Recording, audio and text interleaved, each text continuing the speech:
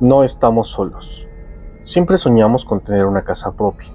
Después de años de esfuerzo, por fin compramos una en las afueras, grande, antigua, con jardín y un precio que parecía un milagro. La primera noche fue tranquila, pero al segundo día comenzaron los ruidos. Pasos en el piso, de arriba cuando todos dormíamos, voces en el pasillo, puertas que se abrían solas. Mi esposa decía que eran casas viejas, que todo era psicológico. Pero yo los veía, sombras que cruzaban de habitación en habitación. Una niña parada frente a nuestro cuarto, un anciano en la sala que desaparecía cuando lo encarabas. Llamamos a un sacerdote pero no quiso entrar. Solo dijo, esa casa no pertenece a este mundo. Aún así, nos quedamos. ¿A dónde más iríamos? Entonces, una noche encontré a mi hijo menor llorando en el closet. Papá, los fantasmas dicen que nosotros no deberíamos estar aquí, que esta es su casa. Me armé de valor y comencé a buscar respuestas. Encontré un periódico viejo escondido bajo una tabla suelta del piso. Allí estaba, una foto de nosotros, mi esposa, mis hijos y yo. En el periódico se leía, mueren 5 en incendio, la familia Herrera quedó atrapada mientras dormía. La casa fue consumida por las llamas. La fecha era de hace 3 años. Salí corriendo, pero afuera no había nada, solo cenizas. Al voltear, la casa, entera, intacta. Desde entonces entendí por qué nadie nos responde, por qué nadie nos ve. Nosotros somos los que estamos atrapados. Somos los susurros, las sombras, los fantasmas. La casa de la calle del Arco. En el corazón del viejo barrio de Analco, en Puebla, hay una casona colonial que permanece vacía desde hace más de 100 años. Las puertas están cerradas con cruces y cadenas oxidadas, pero los vecinos aún evitan pasar por ahí después del anochecer. Se dice que esa es la casa de la Nahuela, donde vivió una bruja que pactó con fuerzas oscuras para lograr la inmortalidad. Nadie sabe su verdadero nombre, solo que cuando murió, no fue enterrada y su espíritu quedó atrapado entre los muros. Nadie osaba entrar, nadie excepto Tomás. Tomás era un joven forastero, estudiante de arquitectura, fascinado por las ruinas coloniales. Quería entrar a la casa para documentar su estructura, convencido de que los cuentos eran exageraciones. Una noche, burló el cerco de cadenas y empujó la puerta. Chirridos como lamentos le dieron la bienvenida. Dentro, el aire olía a polvo viejo y cera quemada. Las paredes estaban cubiertas de símbolos extraños tallados en madera. Pero lo más inquietante eran los retratos. Decenas de ellos, colgados por toda la casa.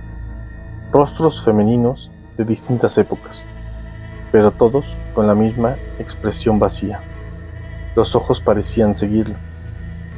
Tomás subió al segundo piso. Había una puerta entornada con una luz tenue que no debería existir. La casa no tenía electricidad. Entró. Allí encontró un altar con velas negras aún encendidas y un espejo cubierto por una tela roja.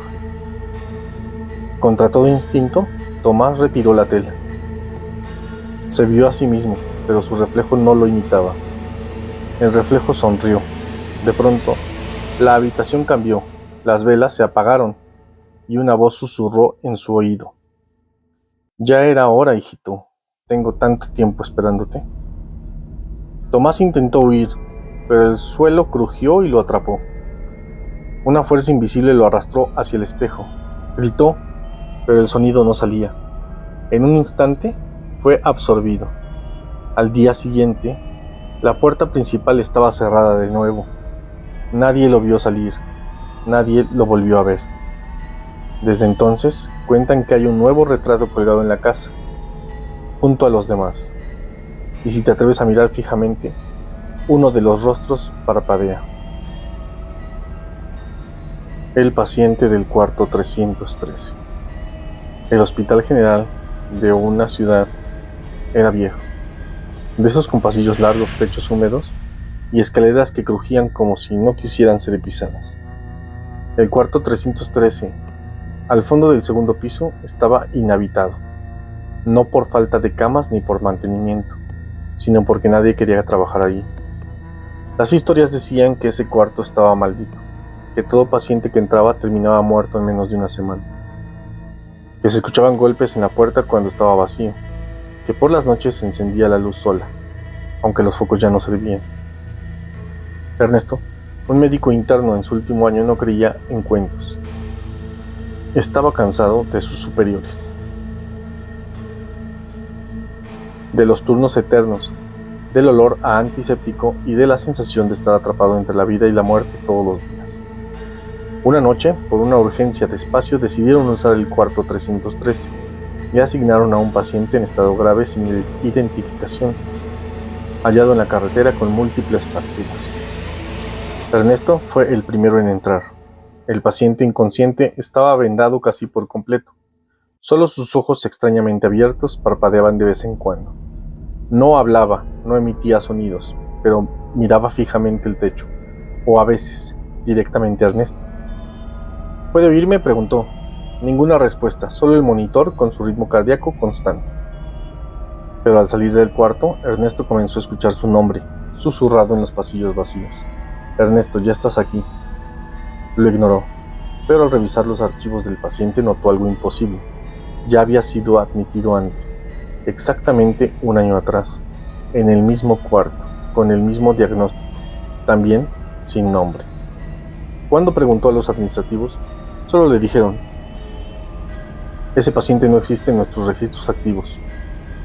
El 313 lleva cerrado desde hace 6 meses. Volvió corriendo.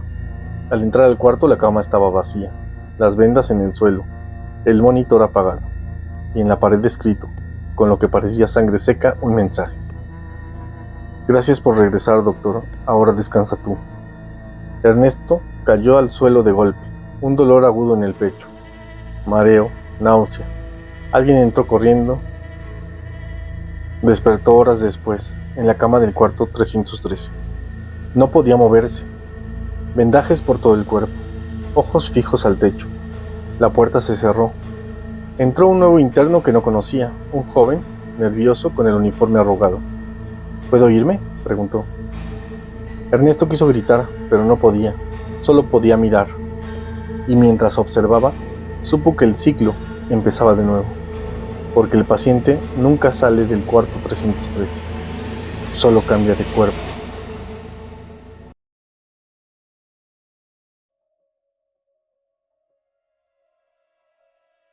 El niño del pozo. Esto me pasó cuando trabajé de velador en una vieja hacienda que ahora usan como hotel rural en un pueblo de Zacatecas. El lugar es hermoso de día, pero de noche cambia. Silencio total, ni perros ni grillos. Me tocaba cuidar durante los días bajos cuando no había huésped. Solo yo, una lámpara y los pasillos largos de piedra. La primera vez que lo vi fue desde la cámara del patio central. Un niño, tendría unos 7 u 8 años, parado frente al pozo antiguo, que está tapado con una reja vieja. Pensé que alguien se había metido, así que salí corriendo. Pero cuando llegué no había nadie, solo el viento. Revisé toda la propiedad sin rastro de nadie. Pero esa noche, cuando estaba en la caseta, el intercomunicador del cuarto 6 sonó. Ese cuarto estaba vacío, contesté nervioso, y lo único que escuché fue una voz infantil que susurró: tengo frío. Corté la llamada, fui directo a revisar el cuarto, vacío sin señales de entrada. Solo las cobijas acomodadas, como si alguien hubiera dormido ahí. A la mañana siguiente, le conté al jardinero viejo que vive por ahí. Me dijo: ¿viste al niño del pozo? No le había dicho nada del pozo, pero él ya lo sabía.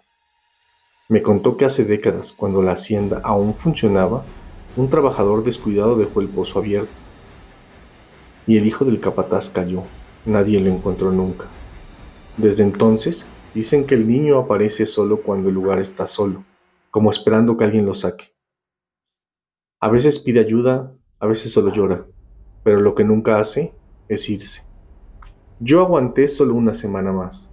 El frío en ese lugar se sentía como si saliera del fondo del pozo. Cada noche, la cámara del patio se activaba y siempre había una figura pequeña, quieta, mirando hacia la caseta.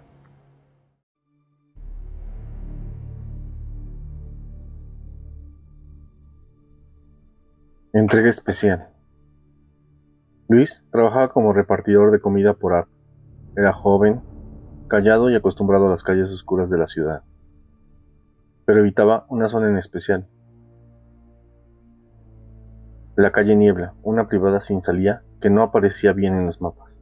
Había escuchado que varios repartidores habían sufrido accidentes ahí, o peor, desaparecido. Una noche, cerca de las 11, le llegó una notificación extraña.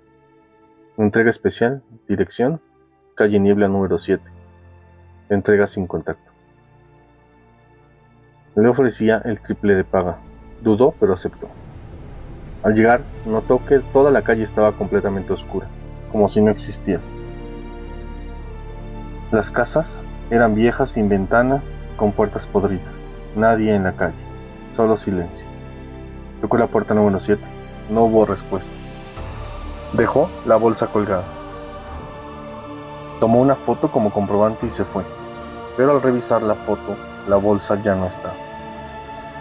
En su lugar se veía una mano cadavérica asomándose por la rendija de la puerta. De regreso le cayó otra notificación. Gracias por tu entrega, Luis. Te esperamos mañana. Él nunca volvió, ni a trabajar ni a casa. Lo buscaron durante semanas.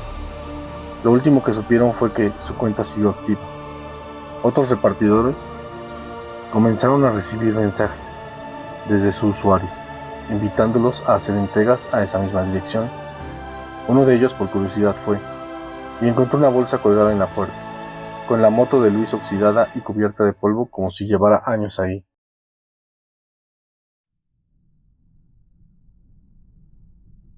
Turno nocturno, en el hospital psiquiátrico. Luis era velador en un antiguo hospital psiquiátrico que había cerrado hacía años tras una serie de muertes inexplicables. Durante su turno, las luces parpadeaban y se escuchaban risas macabras por los pasillos vacíos. Una noche encontró una puerta que no recordaba haber visto antes, con un cartel que decía "No entrar".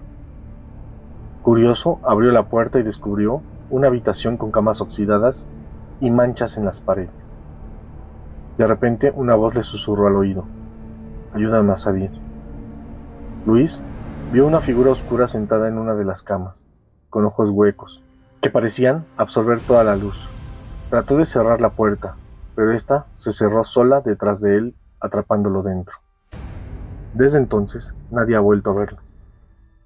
Pero quienes pasan cerca del hospital aseguran escuchar su nombre y sentir un frío intenso que corta el aliento.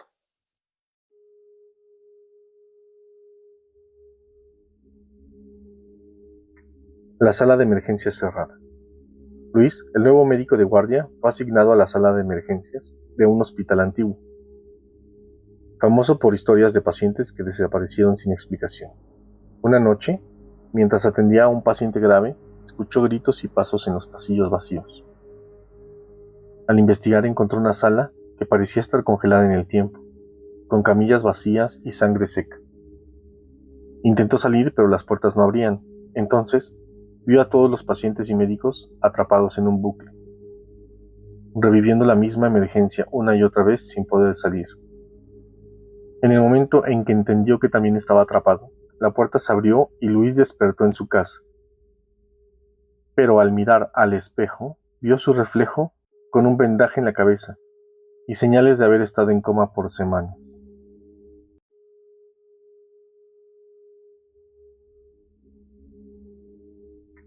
La sala de emergencias cerrada. Luis, el nuevo médico de guardia, fue asignado a la sala de emergencias de un hospital antiguo, famoso por historias de pacientes que desaparecieron sin explicación. Una noche, mientras atendía a un paciente grave, escuchó gritos y pasos en los pasillos vacíos. Al investigar encontró una sala que parecía estar congelada en el tiempo, con camillas vacías y sangre seca. Intentó salir, pero las puertas no abrían. Entonces, vio a todos los pacientes y médicos atrapados en un bucle, reviviendo la misma emergencia una y otra vez sin poder salir. En el momento en que entendió que también estaba atrapado, la puerta se abrió y Luis despertó en su casa. Pero al mirar al espejo, vio su reflejo con un vendaje en la cabeza y señales de haber estado en coma por semanas.